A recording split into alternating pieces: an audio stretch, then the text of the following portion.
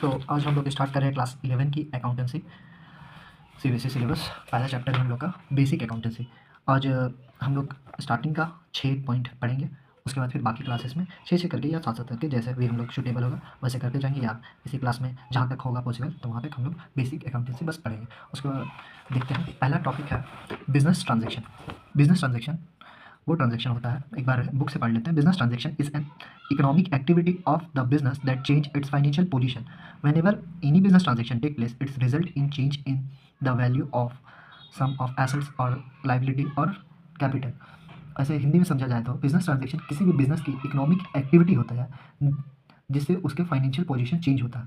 जैसे कि बिजनेस में बहुत सारा ट्रांजेक्शन होता है, पर हम उसी ट्रांजेक्शन को रिकॉर्ड करते हैं जो बिजनेस से रिलेटेड हो और मॉनेटरी टर्म में हो, जो पैसे से नापा जा सकता है।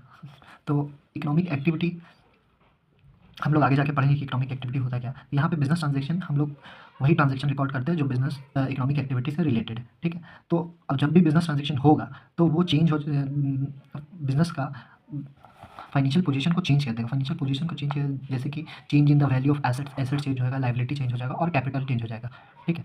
उसके बाद हम लोग फीचर्स पढ़ते हैं, ये समझ में आएगा आपको जब ये हम लोग देखेंगे, ठीक है। तो हम लोग पहला फीचर्स पढ़ते हैं। पहला फीचर्स है it involve in economic activity. आगे पढ़े थे ना इकोनॉमिक एक्टिविटी, उसके बारे में इकोनॉमिक एक्टिविटी होता क्या। For example when goods are purchase, कोई सामान खरीदते हैं, गुड्स आर परचेस और सेल फॉर कैश और अ क्रेडिट। हम लोग कोई भी सामान खरीदते हैं या बेचते हैं, चाहे पैसा उसी टाइम पेमेंट हो जाए या पैसा हम लोग ले लिए या क्रेडिट पे सामान लिया, मतलब उधारी में हम लोग सामान ले रहे हैं या उधारी में सामान दे दिए, ठीक है। तो वो बिजनेस से रिलेटेड, तो इसलिए हम उसको इकोनॉमिक एक्टिविटी बोलते हैं। या when the salary are paid to employ, कोई भी सैलरी पेड कर रहे हैं एम्प्लॉय को, जो भी कंपनी या प्रोप्राइटरशिप या पार्टनरशिप में कोई भी जो एम्प्लॉय लोग को सैलरी पे कर रहा है, तो वो एक क्या हो गया, ट्रांजेक्शन हो गया, ठीक है। वो फीचर्स के अंदर है। तो ये सब हम लोग क्या पढ़ रहे हैं, इकोनॉमिक एक्टिविटी का। और when ever the interest is paid on money borrowed from the bank, और जब भी हम लोग पैसा पे करते हैं बैंक को एज अ इंटरेस्ट, तो हम लोग जब भी कंपनी स्टार्ट करते हैं तो हम लोग बैंक से पैसा लेते हैं, लोन लेते हैं, तो वो बिजनेस के लिए ही है, इसलिए हम लोग उनको इंटरेस्ट पे करते हैं। अगर अब सोशल एक्टिविटी क्या होता है, सोशल एक्टिविटी वो एक्टिविटी है जो हम लोग अपने दोस्त यार या परिवार के साथ ट्रांजेक्शन करते हैं, वो बिजनेस में बिजनेस के लिए नहीं है, वो हमारे खुद के लिए। जैसे कि if x purchase a gift for his friend, अपने दोस्त के लिए वो गिफ्ट खरीदा एक्स, तो वो बिजनेस ट्रांजेक्शन नहीं, वो अपने दोस्त के लिए करा, तो ये सब रिकॉर्ड नहीं किया जा सकता, ठीक है। अब दूसरा पॉइंट आता है, ट्रांजेक्शन में be classified into two type. एक तो होता है इंटरनल और एक होता है एक्सटर्नल। इंटरनल क्या होता है, वो ट्रांजेक्शन जो हम लोग परचेज सेल ये सब करते हैं, ठीक है। एक बार इसमें देख लेते हैं क्या लिखा हुआ है। Internal transaction are those transaction which involve economic activity. ये इकोनॉमिक एक्टिविटी मतलब बिजनेस के लिए और बिटवीन टू इंडिपेंडेंट एंटिटी, दो इंडिपेंडेंट एंटिटी, एक ए कंपनी या बी कंपनी, अब वो किसी को माल खरीद रहा है या बेच रहा है, परचेज कर रहा है या सेल कर रहा है, तो वो इंटरनल ट्रांजेक्शन हो गया जो परचेज और सेल हो रहा है। और एक्सटर्नल ट्रांजेक्शन हो गया। इंटरनल ट्रांजेक्शन क्या होता है, internal transaction are those economic activity, एक ऐसा इकोनॉमिक एक्टिविटी है दैट टेक प्लेस, एक साल में एक ही बार होता है, entirely within one business entity, such as depreciation charge. कोई भी प्लांट मशीन ये सब पे डेप्रिसिएशन चार्ज होता है मशीनरी पे, तो ये बहुत दिन एक साल के बाद एक बार चार्ज होता है। तो जैसे 5% 10% जब मशीन का जितना वैल्यू कम हो जाता है तो साल में एक ही बार चार्ज करते हैं, उसको हम लोग बोलते हैं एक्सटर्नल ट्रांजेक्शन। उसके बाद फिर हम लोग तीसरा पॉइंट में आता है, it result in changes in financial position, changes in financial position of the firm, a change in value of assets, liability और कैपिटल। तो हम लोग आगे से पढ़ते आ रहे हैं कि जब भी बिजनेस ट्रांजेक्शन होगा तो फाइनेंशियल पोजीशन में चेंजेस आएगा। पर चेंजेस कैसे आएगा, तो एक एग्जांपल हम तुमको बताते हैं। जैसे कि हम लोग परचेज़ किए, तो परचेज़ करने से मेरा क्या हो रहा है, गुड्स आ रहा, तो मेरा स्टॉक बढ़ जाएगा, एसेट्स बढ़ जाएगा, लेकिन मेरा पैसा जा रहा, मेरा पैसा जाएगा तो फिर मेरा कैश भी कम हो जाएगा, एसेट्स के अंदर ही कैश आता है वो कम हो जाएगा।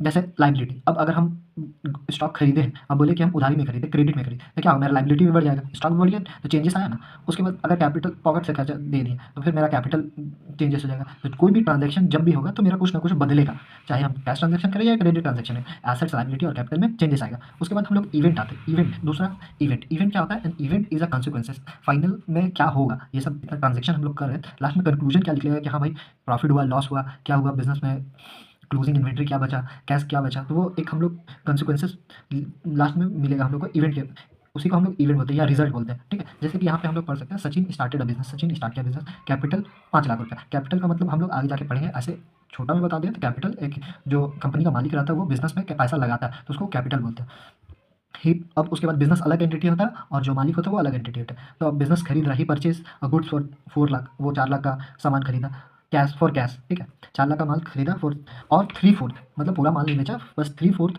ऑफ गुड्स फॉर रुपीज़ 3,80,000, 3,80,000 में वो माल बेच दिया।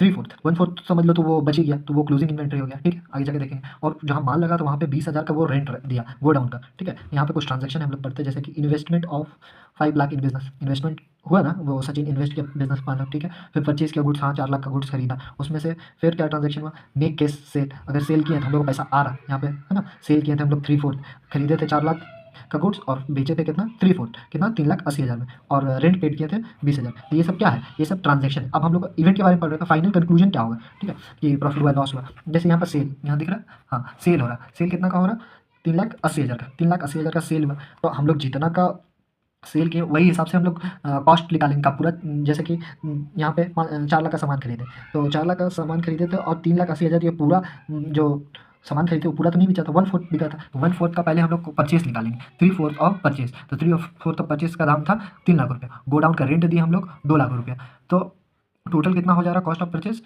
और गोडाउन मिला के 3,20,000, और हम लोग सेल कितना का किए थे 3,80,000 का, तो हम लोग प्रॉफिट मेन प्रॉफिट कितना बच रहा 60,000 का। वैसे दूसरा इवेंट और हम लोग पता करें कि मेरे पास माल तो बच गया, तो 3/4 माल बिक गया था, सेल हो गया, तो 1/4 बचा, तो 1/4 ऑफ 4 लाख बच गया, तुम्हारा 1 लाख इन्वेंट्री हमारे हाथ में। फिर cash balance of 4,60,000 computed as under, capital contribution 5 lakh था, हाँ वो सचिन 5 लाख का कैपिटल कंट्रीब्यूट किया, फिर सेल किया, फिर पैसा आया 3,80,000, ठीक है, टोटल मेरे पास इतना आ गया, ठीक है। उसके बाद फिर हम लोग जो खरीदे तो वो तो मेरा पैसा गया ना, तो कैश परचेज किए तो मेरा 4 लाख गया, उसके बाद फिर रेंट दी वो भी 20,000 गया, तो वो दोनों मिला के आ रहा है 4,20,000, दोनों माइनस करेंगे तो आ जाएगा 4,60,000। ये सब समझने का है, बस समझ में आएगा, मेन मजा आएगा जनरल एंट्री, बाकी जब सम्स करेंगे तब ये सब समझने वाला है, ये सब तुम्हारा एमसीक्यू में काम आएगा। कैपिटल, कैपिटल क्या होता है कि 5,60,000 रुपया वो डायरेक्ट दिया हुआ, पहले हम लोग देख लेते हैं कैसे। इनिशियल कैपिटल कंट्रीब्यूशन हम लोग 5 लाख देखे थे, और प्रॉफिट हुआ हम लोग, प्रॉफिट हुआ ना 60,000 का, यहाँ पे हम लोग निकाले थे, यहाँ पे 60,000, तो हम लोग को कैपिटल अभी मेरे हाथ में कितना है 5,60,000, ठीक। अभी हम तुमको बताएंगे कैपिटल के बारे में, देखो यहाँ पे कैपिटल है। कैपिटल क्या होता है, कैपिटल बुक का टर्म बोलते हैं, it refer to the account invested by the proprietor in the business entity. हम बोले थे ना कि प्रोपाइटर जो मालिक है वो पैसा लगाता है बिजनेस में, तो वो लाइबिलिटी साइड में जाता है, क्योंकि बिजनेस के लिए वो एक ऑब्लिगेशन है, उसको पे करना होगा, एक कर्जा है, ठीक है, तो उसको पे करना होगा बिजनेस को, इसलिए हम लोग लाइबिलिटी साइड में हम लिखते हैं कैपिटल को। तो ये किसका पैसा, ओनर का पैसा, प्रोपाइटर का पैसा, तो ये किसी भी टर्म में आ सकता है, मनी में भी, इन टर्म्स ऑफ कैश भी दे सकता है, गुड्स उसके पास सामान है वो सामान बिजनेस में लगा दिया, या एसेट उसके पास कोई कार है या जमीन है, लैंड है या बिल्डिंग है जो बिजनेस में लगा दिया, तो वो क्या हो गया कैपिटल के टर्म में आ गया। For the firm it is liability toward the proprietor, तो हम बोले ना कि फर्म के लिए वो क्या है, जो कंपनी उसके लिए एक लाइबिलिटी है टुवर्ड द प्रोपाइटर, क्योंकि लास्ट में तो ऑनर सारा जो बचेगा वो कौन लेके जाएगा, ऑनर लेके जाएगा। This is so because the proprietor is a separate and distinct from the business, अभी बोले ना कि सेपरेट एंटिटी है, तो वो सेपरेट अलग, बिजनेस अलग होता है और जो मालिक होता है वो अलग होता है। Capital is a amount which help which capital is an amount with the help of which goods assets are purchased in the, जो कैपिटल जो मालिक पैसा लाया उसी से बिजनेस चलता है, तो उसी से हम लोग का गुड्स आता है, एसेट्स आता है, परचेज करते हैं बिजनेस के लिए। तो capital is equal to asset, जितना भी एसेट रहेगा उसको लाइबिलिटीज माइनस करेंगे तो कैपिटल आ जाएगा। यहाँ पर कुछ एग्जांपल है, देख लेते हैं कि क्या है। फॉर एग्जांपल बैलेंस शीट दिया हुआ है, कैश है, ये कहाँ एसेट साइड में आ गया, या एसेट साइड इधर होता है, इधर लाइबिलिटी होता है, क्या इधर क्या आएगा, कैश आएगा, कैश यहाँ पे आ गया कितना 20 के, उसके बाद फिर मशीन 50 के, तो वैसे जितना भी एसेट्स वाला है सब इधर लिख देंगे, स्टॉक इधर आएगा, डेटर इधर आएगा, डेटर मतलब पता है ना क्या होता है, चलो आगे सिखाते हैं। और क्रेडिटर, तो क्रेडिटर लाइबिलिटी है, तो लाइबिलिटी साइड, तो जो बच गया वो कैपिटल। उसके बाद हम लोग तो ड्राइंग करते हैं, ड्राइंग हम लोग बिजनेस का ट्रांजेक्शन से इन्वॉल्व रहेगा तो बिजनेस ट्रांजेक्शन है। अगर हम लोग प्राइवेट यूज़ के लिए अगर बिजनेस से हम लोग पैसा ले लिए तो वो ड्राइंग में आएगा। अब बिजनेस का पैसा हम लोग बिजनेस के अलावा कोई भी अपने पर्सनल यूज़ के लिए लेंगे वो ड्राइंग होगा। एनी कैश और गुड्स, कोई भी सामान या पैसा विड्रॉ करें बाय द ओनर, ऑनर का ही बिजनेस है, ठीक है, वो विड्रॉ किया फॉर द पर्सनल यूज़, वो अपना पर्सनल यूज़ के लिए, और प्राइवेट पेमेंट या किसी को पेमेंट करना है प्राइवेट, वो बिजनेस से इन्वॉल्व, तो business fund are called drawing, तो इसको हम लोग क्या बोलते हैं ड्राइंग। लाइबिलिटी क्या होता है, जो ऑब्लिगेशन हम लोग लिए हैं किसी बैंक से या किसी फ्रेंड से या कोई जैसे हम लोग गुड्स परचेज किए हैं उसको हम पेमेंट लेंगे, तो वो क्या होता है लाइबिलिटी। लाइबिलिटी दो टर्म का होता है, एक लॉन्ग टर्म होता है, एक शॉर्ट टर्म होता है। तो जो हम लोग तुरंत पे कर देते हैं वो होता है करंट लाइबिलिटी, जो तुरंत ही पे हो जाता है, और जो लॉन्ग टर्म होता है जो 1 साल से ज़्यादा का टाइम लगता है उसको पेमेंट करने के लिए, उसको हम लोग बोलते हैं नॉन करंट लाइबिलिटी। तो हम लोग देखते हैं कि क्या है यहाँ पे, it refer to the amount which the firm on to outside, मतलब बाहर वाले से ओन किया, पैसा लिया हमने ना, बाहरी से आदमी से पैसा लेता है मतलब बिजनेस को चलाने के लिए, फिर बाद में जब प्रॉफिट आ जाता है तो उसको पे कर देता है।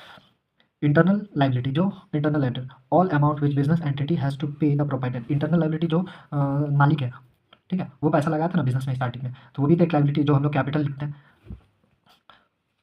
और सच एज कैपिटल है ना, और accumulated profit and accumulated profit. तो इंटरनल लाइबिलिटी वो हो गया जो मालिक बिजनेस में पैसा लगाता है, जो हम लोग कैपिटल में लिखते हैं, एक्स का 5 लाख, वाई का 20 लाख, वैसे करके। ठीक है, एक्सटर्नल, एक्सटर्नल वो लाइबिलिटी होता है जो बिजनेस लेता है बाकी और से मालिक को छोड़ के। ठीक है, जैसे कि creditor, bank, overdraft, bill payable, outstanding expenses, loan, ये सब क्या है, बाहरी इंसान से बाहरी पर्सन से हेल्प लिया गया है। All the amount which business entity has to pay outsider are known as external liability, जो बाहरी को देना है। तो उसमें भी दो टाइप का आता है, एक लॉन्ग टर्म जो बैंक से ले लिया है 10 साल के लिए, 20 साल के लिए, तो वो क्या हो गया long term, for for a long period of time which is more than 1 year, 1 साल से ज़्यादा के लिए। ठीक है, तो उसको हम लोग बोलते हैं लॉन्ग टर्म या नॉन करेंट लाइबिलिटी। और करेंट लाइबिलिटी क्या होता है अभी पता है ना, जो 1 साल के अंदर ही हम लोग पेमेंट कर देते हैं। जैसे करेंट लाइबिलिटी या दो liability which are paid nearly future, मतलब विद इन 1 मंथ, 5 महीना में भी, 10 महीना में भी, कभी भी 1 साल के अंदर ही पे करना हो, जैसे बैंक ओवरड्राफ्ट। फिर bill payable, creditor, outstanding expense, short term loan, मान लिया कोई अपना दोस्त के लिए 5 महीने के लिए पैसा, दोनों भाई थोड़ा बिजनेस में